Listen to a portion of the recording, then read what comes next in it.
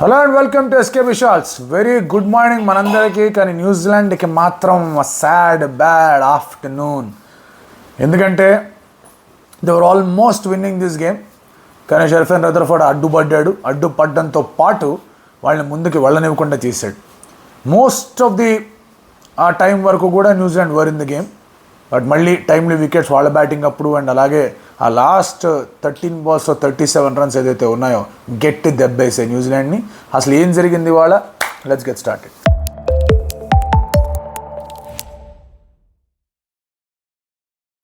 So ఈ match చాలా మటుకు ఇంట్రెస్ట్ అనేది డ్రా చేసింది, ఎందుకంటే New Zealand's qualification was on the cards. దానికి కారణం ఏంటంటే న్యూజిలాండ్ 80 పరుగుల తేడాతో ఆఫ్ఘనిస్తాన్తో ఓడిపోయింది. అండ్ ఆఫ్ఘనిస్తాన్ ఆల్రెడీ 2 మ్యాచ్లు గెలుచున్నారు. వాళ్ళ నెక్స్ట్ మ్యాచ్ ఐ థింక్ వాళ్ళు పాపువా న్యూగినీతో అండ్ అలాగే వెస్టిండీస్తో ఆడాలి. వెస్టిండీస్ విషయానికి వచ్చేస్తే కనుక వాళ్ళు 2 గేమ్లు గెలిచేస్తున్నారు. అండ్ ఈ game was ticket to the super 8. West Indies గురించి మనం మాట్లాడుకుంటే last time also they did not qualify, one day world కప్కి క్వాలిఫై కాలేదు. ఈసారి హోమ్ కంట్రీ కాబట్టి క్వాలిఫై, రకరకాల మాటలు వినిపిస్తూ వచ్చాయి. అండ్ ఇప్పుడు కూడా యాజ్ అ నేషనే కాదు, first point as a cricketing team they don't gel well, stick well అన్నట్టు మాట్లాడుతూ వచ్చారు. బట్ టు దేర్ అడ్వాంటేజ్ ఏమైందంటే కనుక they got to play regular teams కాకుండా పాపువా న్యూగినీతో కానీ ఉగాండాతో కానీ ఆడాల్సిన ఒక ఛాన్స్ అనేది వచ్చింది. సో దాన్ని పూర్తిగా యూటిలైజ్ చేసుకోగలిగారు. అండ్ దాంతో న్యూజిలాండ్కి వచ్చారు ఒక బెటర్ యూనిట్గా. But still they had problems. మీరు స్టార్టింగ్లో చూస్తే కానీ 30 for 5 టక్ వికెట్లు పడ్డాయి. Pooran got off to a start, out అయిపోయాడు. ఆ తర్వాత కొంచెం ఒక పార్ట్నర్షిప్ లాంటిది వచ్చిందనుకున్నారు, అక్కడ వికెట్లు పడ్డాయి. ఆ తర్వాత ఇంకేమైనా సమస్యలు ఉన్నాయనుకుంటే అక్కడ వికెట్లు పడ్డారు. రొమారియో షెఫర్డ్ 13 కొట్టాడు. బట్ అది కొంచెం తేడాగా కనిపించింది అనుకుంటున్న సమయంలో ఓకే న్యూజిలాండ్కి కొంచెం ఇబ్బంది అవుతుంది అనుకుంటున్న టైంలో మళ్ళీ అక్కడ అతను వికెట్ పడింది. రసల్ కూడా అంతకుముందు అవుట్ అయిపోయాడు. సో మీరు అబ్జర్వ్ చేస్తే కనుక all his prime bowlers. Kane Williamson చాలానే చేంజెస్ చేశాడు. నీషమ్ని తీసుకొచ్చాడు, రచిన్ రవీంద్రని తీసుకొచ్చాడు, సౌదీని తీసుకొచ్చాడు, ఇవన్నీ చేంజెస్ చేశాడు తను. సో ఇన్ని చేంజెస్ చేసిన తర్వాత all their prime bowlers finished off their quota, fast bowlers. So last 2 ఓవర్స్లో ఒకటి మీకు డారెల్ మిచెల్తో ఖచ్చితంగా వేయించాల్సిన అవసరం కనిపించింది. గ్లెన్ ఫిలిప్స్తో కూడా ఒక ఓవర్ వేశాడు, శాంట్నర్తో కూడా ఒక ఓవర్ వేసాడు. మరి లాస్ట్ 2 ఓవర్లు ఎవరి చేత వేయించాలా అని ఒక మీమాంస వచ్చింది తనకి. ఈ ఐడియాని చాలామంది తప్పు పట్టచ్చు. దే కెన్ సే ఏంటిది లాస్ట్ 2 ఓవర్లకు ప్రిపేర్ అయి ఉండాలి కదా అని. But Kane was thinking wickets. ఎందుకంటే team which was 30 for 5 and ఒకనొక దశలో దేవర్ 107 for 8 అంతో డెఫినెట్లీ మీ మెయిన్ బౌలర్ని తీసుకొచ్చి 2 వికెట్లు లేపేద్దామనే ఆలోచనలోనే క్యాప్టెన్ ఉంటాడు. సో అక్కడ what did not go right for New Zealand ఏంటంటే షెర్ఫెన్ రదర్ఫోర్డ్ ఆగాడు, అతను అవుట్ అవ్వాలి. అండ్ ఇన్ఫ్యాక్ట్ ఎప్పుడైతే లాస్ట్లో మీకు 9th వికెట్ కూడా పడిందో ఆ తర్వాత అసలు బౌలర్స్ లేకుండా పోయారు వాళ్ళ దగ్గర. అప్పుడు ఇంకా ఏం చేయాలి అనుకుంటున్న సమయంలో డారెల్ మిచెల్ని తీసుకొచ్చాడు. ఈ బాస్ లాస్ట్ ఓవర్, అంతకుముందు శాంట్నర్. ఆ లాస్ట్ 2 ఓవర్స్లో వాళ్ళు 37 పరుగులు కొట్టారు. 112 for 9 దగ్గర నుంచి ది వెంట్ టు 149 for 9. సడన్గా మీరు okay this team finish at 120, 125 అనుకుంటున్న టీం 150 దాకా వెళ్ళిపోయింది. సో 25 రన్లు ఎక్స్ట్రా వచ్చాయి. ఆ 25 రన్లు ఎక్స్ట్రా అనేది మ్యాచ్ మీద డెఫినెట్లీ ఫరక్ చూపించింది కాదనట్లేదు. బట్ హోప్ అనేది చాలా ఎత్తున పెంచింది వెస్టిండీస్ వాళ్ళకి. వాళ్ళు డగౌట్లో చూస్తే షెర్ఫెన్ రదర్ఫోర్డ్ ఆడే షాట్స్ అన్నింటిని వాళ్ళు ఎంజాయ్ చేశారు. అండ్ ఇన్ఫ్యాక్ట్ ఇక్కడ ఒక కంపారిజన్ డ్రా చేయొచ్చు, ఆర్ ఒక కంక్లూజన్ కూడా వెళ్ళిపోవచ్చు. కొంతమంది సేయింగ్ దట్ చాలామంది న్యూజిలాండ్ వాళ్ళ నేషనల్ టీంతో ఆడకుండా ఐపీఎల్ ఆడారు, దానివల్ల ఇలాంటి సమస్యలు వచ్చే వాళ్ళకి అది ఇది అని. బట్ అదే వెస్టిండీస్ టీంలో ఉన్న వాళ్ళందరూ కూడా ఐపీఎల్ఏగా ఆడింది. వాళ్ళేమి ఆర్డర్గా కలిసికట్టుగా వెస్టిండీస్ నేషన్కి ఆర్ క్రికెటింగ్ టీంకి. షెర్ఫెన్ రదర్ఫోర్డ్ తన ప్రజెంటేషన్ సెరమనీలో కూడా చాలా క్లియర్గా చెప్పాడు, నేను ఐపీఎల్లో ఒక మ్యాచ్ ఆడలేదు బట్ ఆ ప్రిపరేషన్ అనేది అలాగే జరుగుతూ ఉంది అని.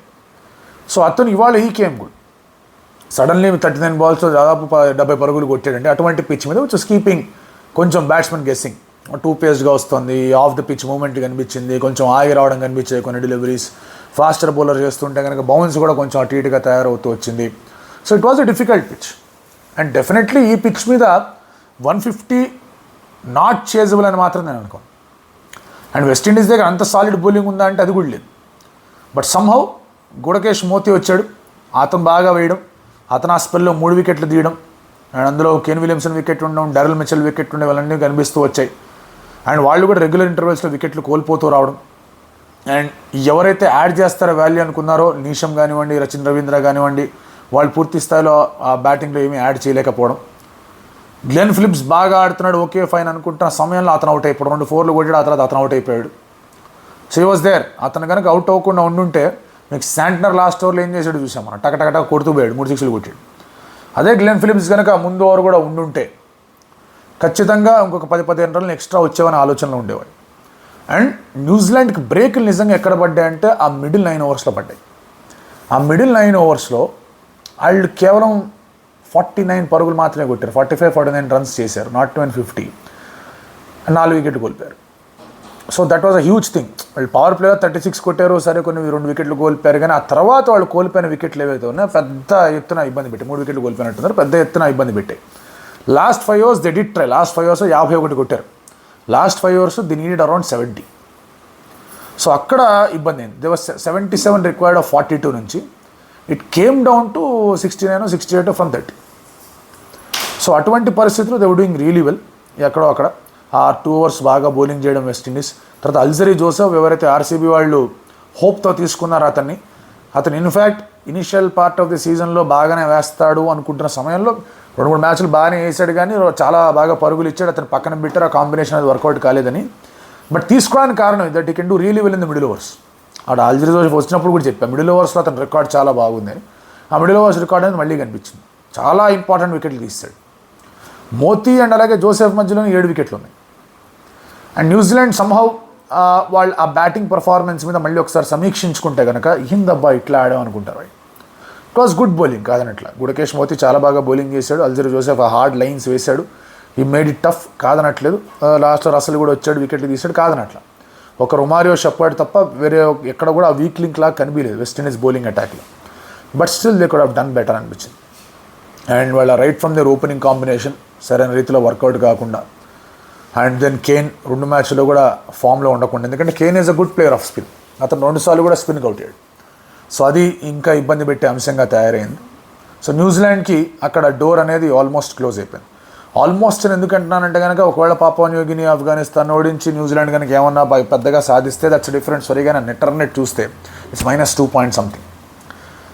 And Afghanistan I don't think they'll be losing to Papua New Guinea. So ఇటువంటి పరిస్థితుల్లో డోర్స్ అనేవి న్యూజిలాండ్కి క్లోజ్ అయ్యాయి. అండ్ ఇన్ఫ్యాక్ట్ న్యూజిలాండ్ సూపర్ 8 స్టేజ్కి కూడా రాకుండా గ్రూప్ స్టేజ్లోనే ఎగ్జిట్ అనేది అసలు ఊహించాల.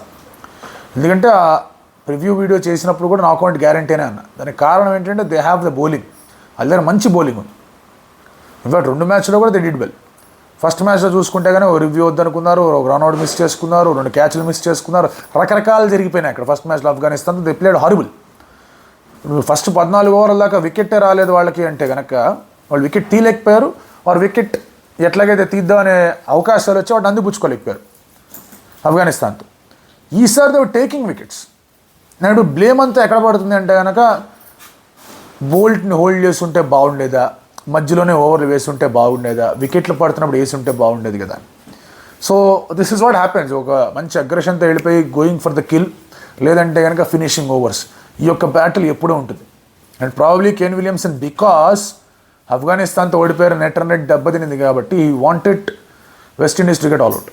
అందుకే 8 వికెట్స్ పడిన వెంటనే 7 వికెట్స్ పడిన తర్వాత తన బెస్ట్ బౌలర్స్ని తీసుకొచ్చి అవుట్ చేసేయండి, తొందరగా 110 అట్లా ఆల్ అవుట్ చేసేద్దాం, మన 10-11 ఓవర్లో కొట్టేద్దాం, మన రన్ రేట్ అనేది పెరిగిపోతుంది, we still have a chance, ఒకవేళ న్యూజిలాండ్ ఆళ్ళని మీద గెలిచినా మనం ఇంకా బాగా ఆడొచ్చు. సో ఇలాంటి హోప్తో ఉన్నాడు.